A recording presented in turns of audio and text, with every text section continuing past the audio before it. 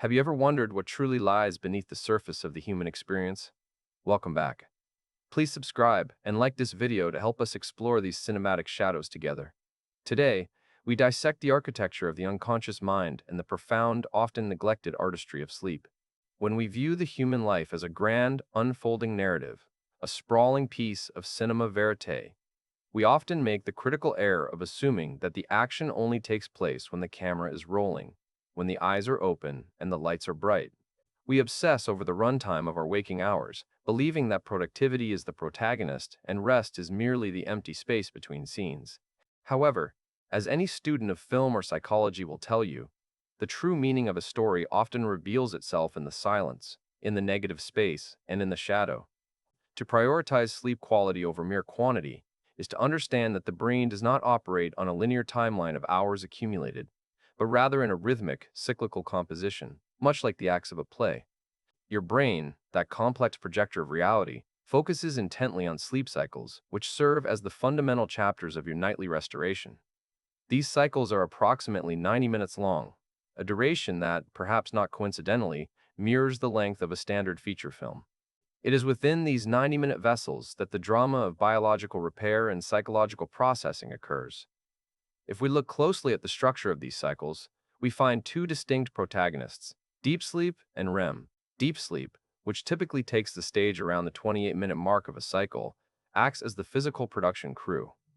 It is the silent, heavy labor that repairs the body, rebuilds the immune system, and clears the metabolic debris of the day. It is a state of profound oblivion, a descent into the blackened screen where the ego completely dissolves to allow the vessel to heal. Without this foundational darkness, the biological machinery begins to rust. Then, as the cycle progresses, we encounter the rapid eye movement phase, or REM, often peaking around 35 minutes into the cycle. If deep sleep is the production crew, REM is the director's cut, the writer's room, and the surrealist art gallery of the mind.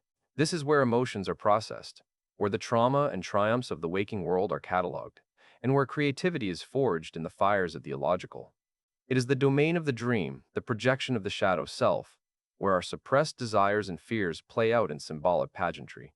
When we suffer from fragmented sleep, disrupted by the harsh glare of blue light or the gnawing anxiety of unaddressed stress, we are essentially watching a film that skips, stutters, and breaks. We miss the crucial plot points of recovery. The brain is denied its opportunity to consolidate memory and regulate emotion, leaving us with a psyche that feels frayed, much like a reel of film left out in the sun, brittle and overexposed. To master this art form, one must maintain a consistent sleep schedule. In the clinical world, we speak of the circadian rhythm, but let us think of it as the internal metronome of your existence. By waking and sleeping at the same time daily, you are not merely following a routine, you are training your brain, conditioning it like a method actor preparing for a role. This regularity signals the pineal gland to release melatonin, the hormone of darkness, the chemical usher that guides us to our seats before the show begins. Melatonin production is a delicate performance, easily upstaged by irregularity. When we honor this rhythm, typically establishing a groove where the curtain falls and rises at predictable intervals, we align our biological clock with the rotation of the earth itself, engaging in an ancient primal synchronization. We must also consider the editing of our sleep. This brings us to the importance of the 90-minute rule. There is a phenomenon known as sleep inertia, a state of heavy, disorienting grogginess that occurs when one is jarringly awakened from the depths of deep sleep. It is the sensation of being ripped out of a movie theater before the credits roll, blinking into the harsh light of the lobby, confused and disoriented. To avoid this, one must aim to wake at the end of a 90-minute sleep cycle, when the brain is naturally surfacing from the depths of the unconscious. Planning your sleep in blocks of 4.5, 6, or 7.5 hours allows for a smooth transition from the dream world to the waking world. It is a graceful fade-in rather than a jarring jump cut. It respects the narrative arc of the brain's recovery process. But how does one prepare for such a performance? We must look to the rituals of the evening, implementing the 3-2-2-1 power-down rule. Think of this as the falling action of your daily drama. 3 hours before bed, we must cease the consumption of heavy food. The body cannot effectively repair the cellular structure if it is distracted by the labor of digestion. We must allow the metabolic fires to dim, so the restorative energies can be directed elsewhere. 2 hours before bed, we must stop working. This is the moment we put down the script. The problem-solving mind, the analytical ego that dissects and critiques, must be silenced. To carry the anxieties of the day into the bedroom is to invite a hostile audience into your sanctuary. And finally, 1 hour before bed, we must banish screens. The blue light emitted by our devices is a counterfeit sun, a deceptive luminescence that tricks the brain into believing it is still high noon. It blocks melatonin, suspending us in a state of artificial alertness. Instead, we must engage in activities that mirror the softness of twilight, stretching, reading, or listening to calm music.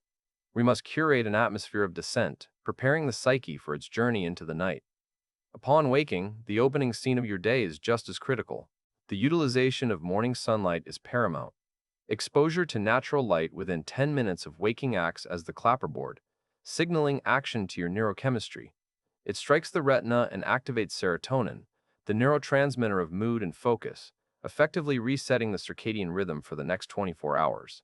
It is a visual dialogue between the sun and the self, a reminder that we are creatures of light. Furthermore, incorporating movement and cold water exposure in these early moments can be transformative.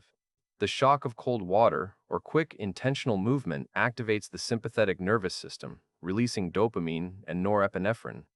It is a visceral, tactile reminder of one's physicality, clearing the morning fog and sharpening the senses, much like adjusting the focus on a camera lens until the image is crystal clear. Ultimately, we must shift our mindset towards sleep. For too long, society has viewed sleep through a lens of productivity, obsessed guilt, seeing it as a lazy habit, a weakness, or a waste of time. We must reframe this narrative. We must view sleep as a crucial recovery mode, the dark room where the images of our lives are developed. It is essential for mental and emotional well-being, the time when the shadow self is integrated and the psyche is made whole. Without the darkness, the light has no meaning. Without the silence, the dialogue is just noise.